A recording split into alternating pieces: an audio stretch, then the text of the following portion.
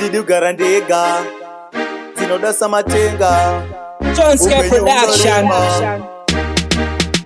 Dzinoda Mwari Baba, dzinoda Mwari Baba, dzinoda Mwari Baba. Famba ineni Mwari munzira dzeupenyu, handidi Satani kuti andipe chisve. Ndoda kugara nemi mangwanani kana nemanheru. Jehovha ndifambe ndiri nzira dzenyu. Famba ineni Mwari munzira dzeupenyu, handidi Satani kuti andipe chisve. Ndoda kugara nemi mangwanani kana nemanheru. Jehovha ndifambe ndiri nzira dzenyu. Mwari Baba, ndoda kugara nemi, upenyu hwangu ndinge ndiinemi. Pandinofamba muchindiropafadza, Jehovha makandichengetedza.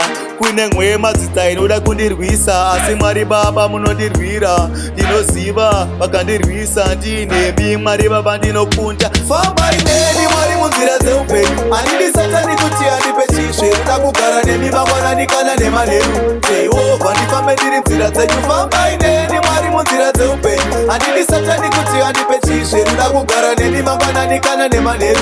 Jehovha ndifambe ndiri nzira dzenyu. Upenyu hwangu ndinogara ndichitenda kune avo ini sokwadovaparidzira kuti Jehovha anosimudzira. Ndiye Mwari anosimudzira, anosimudza marope kubva muguruva.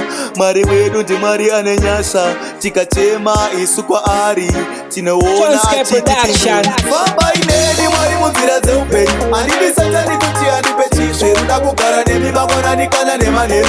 Jehovha ndifambe ndiri nzira dzenyu. Famba ineni Mwari munzira dzeupenyu, handidi Satani kuti andipe chisve. Ndoda kugara nemi mangwanani kana nemanheru. Jehovha ndifambe ndiri nzira dzenyu. Mwari Baba, ndoda kugara nemi, upenyu hwangu ndinge ndiinemi. Pandinofamba muchindiropafadza, Jehovha makandichengetedza.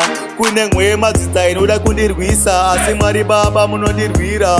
Ndinoziva vakandirwisa ndiinemi, Mwari Baba ndinokunda. Famba ineni Mwari munzira dzeupenyu, handidi Satani kuti andipe chisve. Ndoda kugara nemi mangwanani kana nemanheru. Jehovha ndifambe ndiri nzira dzenyu. Famba ineni Mwari munzira dzeupenyu, handidi Satani kuti andipe chisve. Ndoda kugara nemi mangwanani kana nemanheru.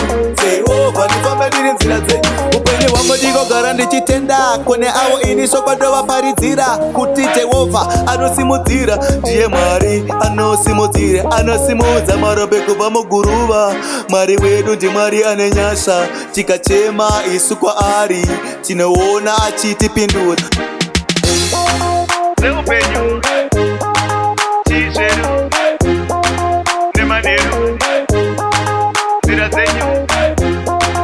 Dzeupenyu, chisveru nemanheru, nzira dzenyu.